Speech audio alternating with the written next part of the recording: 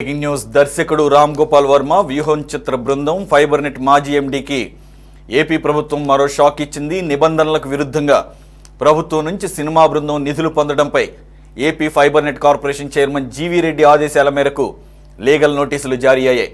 ఒక్కో వ్యూకు ₹100 చెల్లించే నిబంధనలకు విరుద్ధంగా వ్యూస్ లేకున్నా ఫైబర్నెట్ నుంచి ₹1,15,00,000 మేర అనుచిత లబ్ధి పొందారని నోటీసులో పేర్కొన్నారు.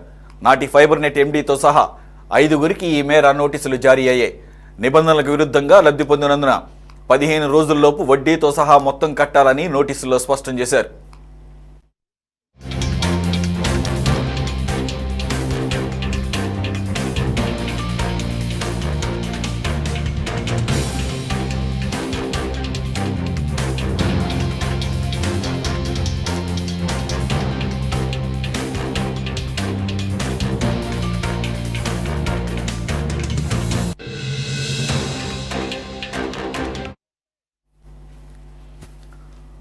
దర్శకుడు రామ్ గోపాల్ వర్మ సార్వత్రిక ఎన్నికలకు ముందు తీసిన వ్యూహం సినిమాకు ₹2,15,00,000కు ఫైబర్నెట్తో అగ్రిమెంట్ చేసుకుందని జీవీ రెడ్డి తెలిపారు.